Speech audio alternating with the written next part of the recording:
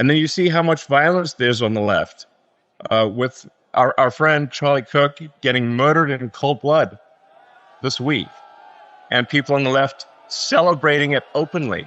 The left is the party of murder. You either fight back or you die. Here are the 6 lies that you are being told right now, and it's ruining our lives and ruining our culture.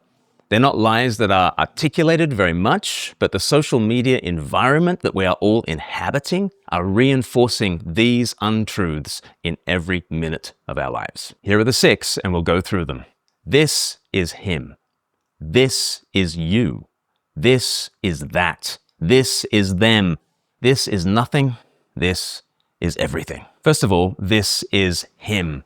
It's so interesting that in the videos that we have done about the Charlie Kirk assassination, so many people have said to us, I can't believe you're raising up Charlie Kirk as an example of X, Y, or Z. He is the guy who, and then they will give a portrait of Charlie Kirk that I'm entirely unfamiliar with.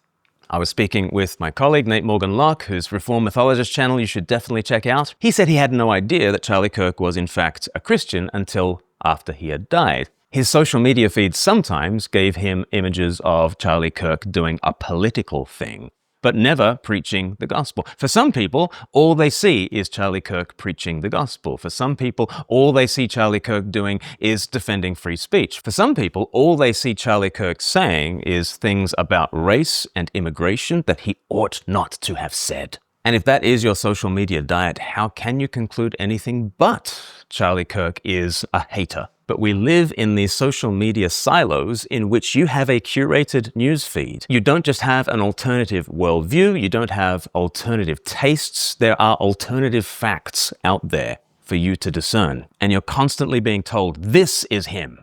But your friend is being told, no, this is him. And that sense of fracture is being algorithmically hypercharged in this moment. Lie number 1, this is him. We're living in a siloed world. Lie number 2, this is you. Social media brings very near any kind of event. As long as it happens within sight of a smartphone, that video footage is now inside your world and it gets inside your head at the speed of a click, and you weren't even looking for it. I scrolled through Twitter looking for all sorts of information about what might have happened to Charlie Kirk, and all of a sudden I see his murder. And everybody is saying the same thing. They were not prepared to see his murder. The algorithm served it up anyway. And how can that not give you a sense of the nearness of the horror? In a print media age, we would have read the story about something that happened in Utah, and that event is still just as awful. But to see it in real time from multiple angles is to make millions of people think, this is me, and to feel the nearness of the threat and the potential for violence. Perhaps a nearness that is not borne out by reality. There's the apocryphal story of April 16th, 1912. The Aberdeen Journal runs a headline the day after the Titanic sinks, and it just says, Aberdeen man drowns at sea. It turns out that's not true. The Aberdeen Journal did indeed lead with the sinking of the Titanic, but it gets at this truth that what is local to us is obviously of most interest to us. But if the Titanic had sunk in a social media age, we would actually completely forget about the Aberdeen man who had drowned at sea. The spectacle of the tragedy that had happened on the other side of the world would have been brought incredibly near and would have made everybody think that they could never again go on a cruise ship. This is you is a distortion. And it's a distortion that when it happens in the midst of incidents of political violence, it makes everybody feel that violence is right near to us, as close as my smartphone is to me. That's not true, but that's the second lie. This is him, this is you. Then social media makes us think this is that. And we are always proclaiming that on our social media feeds. We are invited to make press releases on a daily basis on our social media platform of choice. We are all our own spin doctors, and we all ride our favored hobby horses. And then an image comes to us from the other side of the world, and we are very tempted to say, this is that. Do you remember the Covington High kid from 2017, the March for Life? And he happened to be wearing a MAGA hat, and there was a Native American who was beating a drum in his face. And there was a snapshot of this kid not knowing what to do, frozen in the middle of a smile. And the image went round the world at the speed of a click, and millions of people are suddenly of the opinion that this kid is smirking at a First Nations tribal leader because it fit the narrative. This is that. And we're constantly being invited by social media to see little snapshots from around the world that have contexts we know nothing of, but it fits into our own little narrative. And we want to use these as jumping off points for sermons that we were going to preach anyway. We're riding a hobby horse, and we'll be riding that hobby horse long after that image has faded away. On social media, beware the "this is that" fallacy. And then the fourth one, and I think this is huge right now, this is them. This has always been them. This is the platonic ideal of what they are always like. And right now, it is very straightforward to troll through TikTok, and you can find any number of people celebrating the death of Charlie Kirk and thinking he had it coming to him. That is appalling, it is imbecilic, it is morally imbecilic. It speaks of psychological and spiritual dysfunction on a level that, yes, does enrage.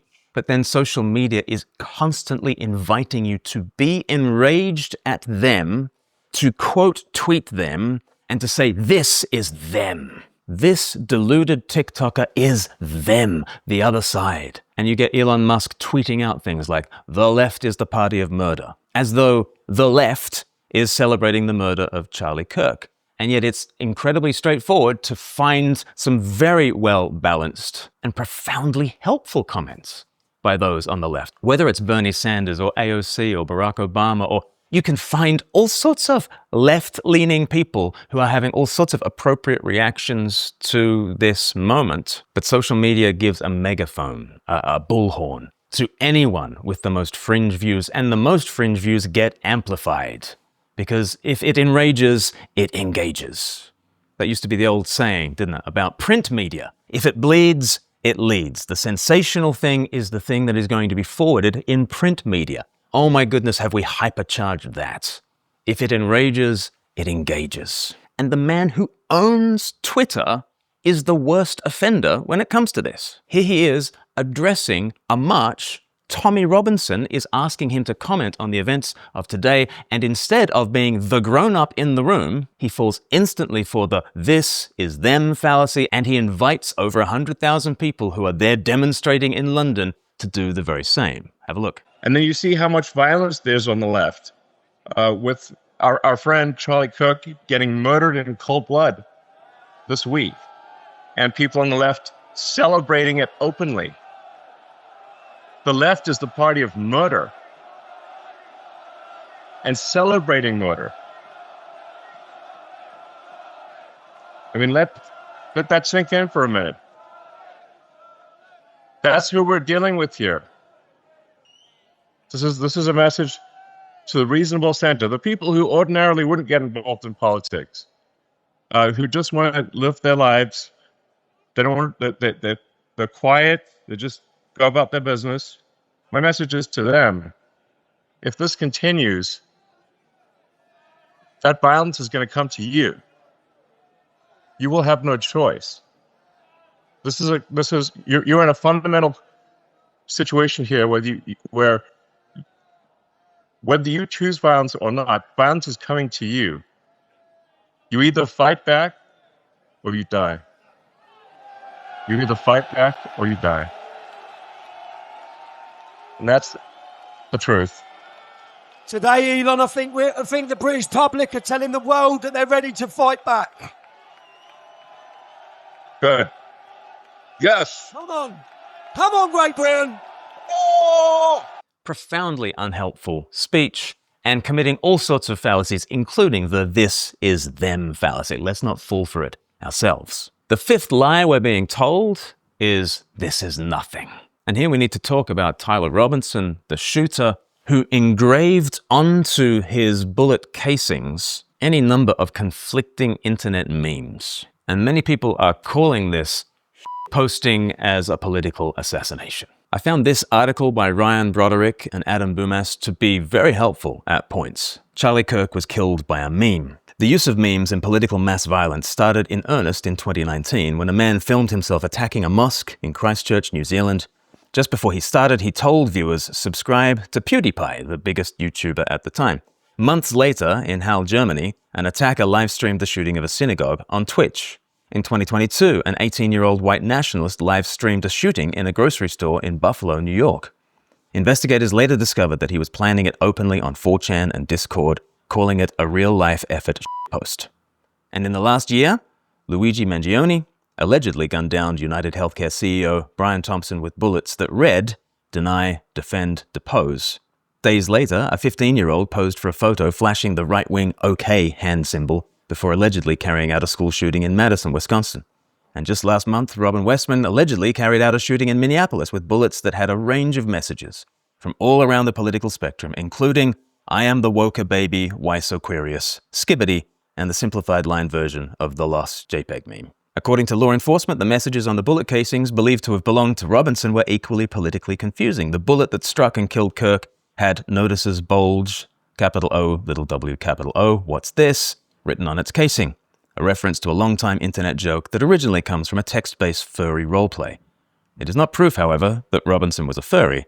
The meme has long since become a part of the extremely online canon. This does not explain all the motives of Robinson. He had told family members that he thought that Charlie Kirk was full of hate, and he couldn't be reasoned out of it, and it appears that Tyler Robinson had identified hate in Charlie Kirk and wanted to stop him with a bullet. The variety of confusing memes does not mean that this was not politically motivated, but it does mean that Tyler Robinson was lost in more ways than one. He was lost to an ideology that believes that violence can end speech, but it also seems to me that he was lost to utter nihilism, to brain rot, to posting. The article finishes by drawing attention to these links between shootings and meme culture, and they say of the violence, all of it is now just another meme you can participate in to go viral.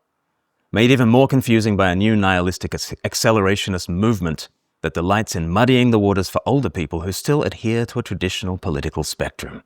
Many young extremists now believe in a much simpler binary, order and chaos. And if you are spending any time at all trying to derive meaning from violent acts like this, then you are, by definition, their enemy. That's the fifth lie. This is nothing. It's a lie that Tyler Robinson has bought into. It's a lie that many others are lost to, and it's killing us. We shrug our shoulders at brain rot, but in a nihilistic frame, in a godless frame, what else is brain rot except soul rot? And we are giving ourselves and our children over to a world of brain rot, a world that says this is nothing. There's definitely danger in ideologies that glorify violence and that permit violence in the name of that ideology. That is dangerous, but it's also extremely dangerous. A nihilism that permits violence because this is nothing. That's the fifth lie, and it is all over our online world. But finally, the sixth lie. This is everything. If you are online as much as I am online, you are receiving a diet of this stuff on a daily basis, algorithmically tweaked and refined and supercharged to push your buttons in a way that is bespoke for you. And all the algorithm wants is for you to stay at the computer, to stay glued to your screen, to keep on scrolling. That's all it wants. It's just that it's found that the way to keep you glued is to enrage you. It turns out that will tether you to your device more than seeing attractive naked people. We used to think sex sells. What we found is something better, and that is rage. And these algorithms have figured out that the best way to get engagement and more Nissan ads is to figure out your political leanings and then take you as far as they can, tweet by tweet or reel by reel or TikTok by TikTok, to an extreme. And now that Americans get two-thirds of Americans get their news from social media, the temperature has just gone up. And I would ask all of us to do what Darth Vader suggested and search your feelings. You know this to be true. More than lust, which is a problem all of its own, anger will keep you addicted to the machine. And you're tempted, and I'm tempted, to believe this sixth lie. This is everything. But it's really not. Last night I was in a church helping Christians to get better at how to share their faith. And one thing I train Christians to do is to just use the line, "That's what I love about my church." And we got people to workshop that. And of course, there's so many things that people love about their church. There is this embodied community where I get to meet people from all kinds of different walks of life. Some of them have a social media diet that paints Charlie Kirk in one way. Some of them have a social media diet that paints Charlie Kirk in a totally different light. And we get to come together. And when we come together on a Sunday morning, we get to hit reset. And we get to say, the problem is me. We get to confess our sins. And out loud, together, we can talk about how I've been a spiritual moron this week, and you've been a spiritual moron this week. We've all been wrong this week. Doesn't that recalibrate your heart? Instead of being right online, you can show up in church and be wrong. Instead of an online world in which I'm trying to look good in the presence of judgment, I can come to church and I can look bad in the presence of love. Never have we needed embodied community across racial lines, across ideological lines. Never have we needed the Church of Jesus Christ more than right now. And listen, we're glad if Charlie Kirk and the social media that is coming to you from Charlie Kirk has meant that you end up in church on a Sunday. If the name of Charlie Kirk got you to church on a Sunday, praise God. But if you leave that church because it didn't mention the name of Charlie Kirk, I don't think that's even what Charlie Kirk would have wanted. Church is the place where we refocus on the name above every name, where we challenge the lies that we've been telling ourselves all week, where we come clean in front of one another. We drop the act, we stop trying to look good in the presence of judgment, and we start looking bad in the presence of love. And we worship a Jesus who descended into the mess to be with us all, to be for us all, and to lead us in a truth that comes from beyond. Have you investigated the truth of Jesus yet? We've got a great way of doing that. It's called 321. You can go to 321course.com and see life according to Jesus. Plenty of people have done it since the Charlie Kirk event, and some people are finding faith right now because the Charlie Kirk events have awoken them to their spiritual need. They've done 321 and they've come to Christ, and now they want to go to church. Could that be you? Could that be your friends? Perhaps you should do it as a Christian and then pass it on to your friends. Go to 321course.com and discover life according to Jesus. That'll do for this video. If you've got this far, you must be a fan of the channel. Have you subscribed? There's plenty more stuff for you that is coming. Our new studio is coming, and that's why I'm here in this makeshift studio. But in a few weeks, I cannot wait to show you what the new studio looks like. Subscribe, and we'll see you very soon.